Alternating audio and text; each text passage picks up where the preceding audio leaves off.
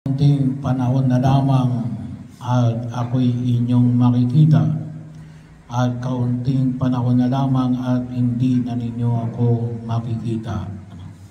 So bahagi itumutukoy ito kay Jesus sa kanyang pag-akyat sa langit. Kaya next Sunday ay linggo ng pag-akyat ni Jesus sa langit. And then yung susunod na linggo ay ang pagbaba ng Espiritu Santo. So bahagi yung bang sinabi ni Jesus na kaunting panahon na lamang at hindi ninyo ako makikita kasi pupunta na siya sa Ama. Pero yung kaunting panahon na lamang at muli nyo akong makikita, ano ba itong pahayag ni Jesus? Ito baga ay tungkol sa kanyang muling pagbabalik, yung tinatawag natin second coming. Ito baga ay yung makikita natin sa pamagitan ng presensya ng Espiritu Santo na kanyang ipinadala, lalong-lalo na sa biyaya na tinatanggap natin tuwing pagdiriwang ng misa, sa anyo ng tinapay. Ngayon nga lamang, hindi yun katulad ng nakita ng mga alagad 2,000 years ago. So bahagi yung kaunting panahon. Kapag sinabi natin kaunting panahon, kaya sabi ko ay 2,000 years na. So kaunting panahon ba yun? Well, ang tinutukoy ni Jesus sa higit sa lahat, alam nyo, kapag pinag-usapan natin yung panahon, kapag tayo nalulungkot, ang tagal-tagal ng oras. Pero kapag tayo may masaya, napakabilis. Napakabilis ng oras. Pero ganun pa rin yun.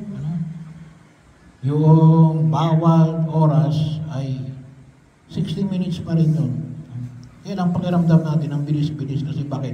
Masaya tayo.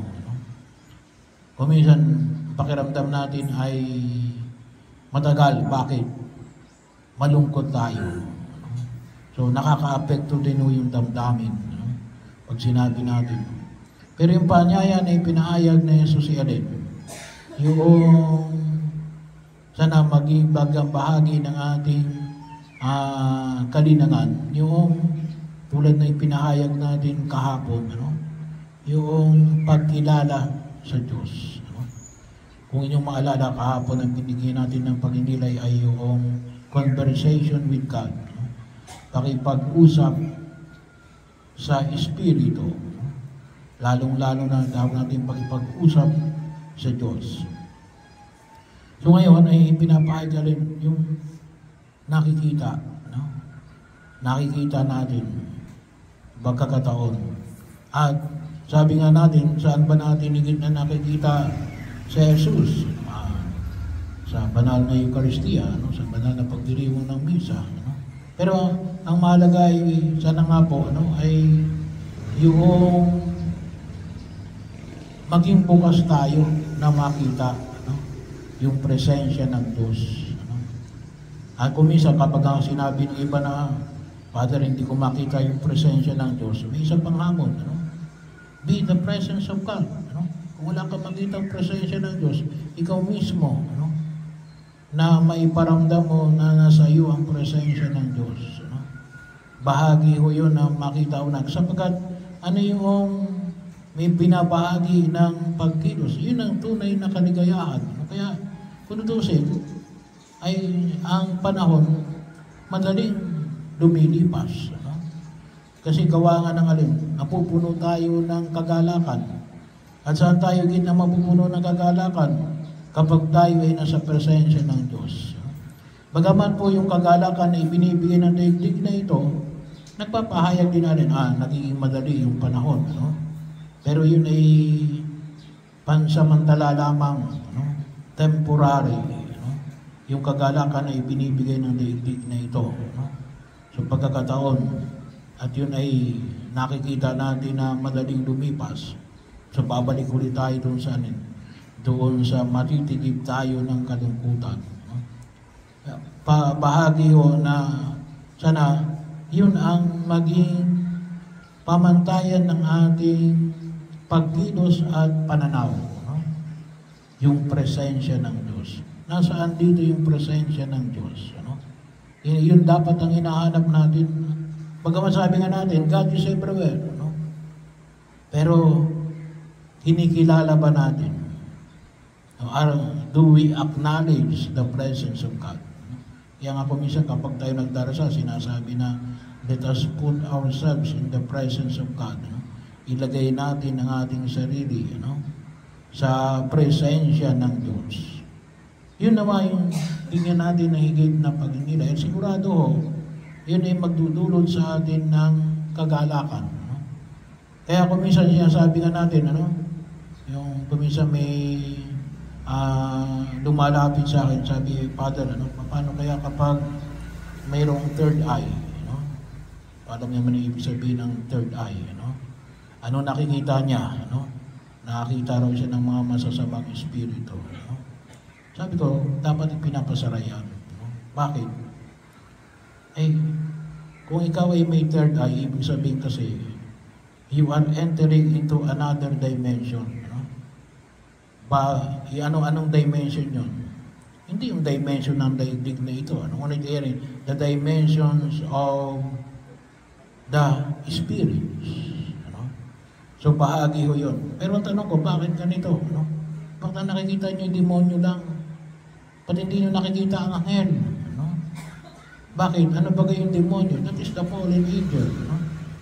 The dimensions of the spirits. Kung ikaw ay pumapasok sa dimensions of the spirits, dapat nakikita mo rin ang mga anghel. Hindi lamang yung mga demonyo. So bakit yun lang ang tinitingnan mo? Kaya sabi ko, pinapasarado dapat yun. So, bahagi ko yun ang makita ko natin. Well, sabi nga, kanino lumapit kayo sa mga pari, na para ipasarado yun. Pero, hindi yung lahat ng pari, ay amenable sa ganon, ituturo kayo sa ibang pari, pero at least sa pari nyo sabihin, pero yun, makita natin, bakit kung ikaw ay may third eye, bakit ang mga masasamang espiritu ang nakikita mo, ba't hindi yung mabubuting espiritu na makita ko natin? Pero yung paanyaya na pinahayag ni Jesus, alin? Gusto niya na alin? Makita natin siya. Makita natin siya. Maging bahagi ng ating kalinangan at pagkilos sa daigdig na ito natin, kinakailangan ay maging bahagi ng ating buhay na nasaan ang presensya ng Diyos dito. At yun po ang magdudulot sa atin ng higit na kagalakan. Kaya pagkakataon nun na makita natin sa buhay mismo ni San Isidro, ano yung una niyang ginagawa? Every morning, simula, nagdarasal. Siya'y nagdarasal. Hinahanap niya yung presensya ng Diyos. Asiguradong nakita niya yung presensya ng Diyos. Kaya nagpakita sa kanya, tumutulong sa kanya, mga anghel, hindi demonyo. Kaya bahagi na kung saan ay makita natin.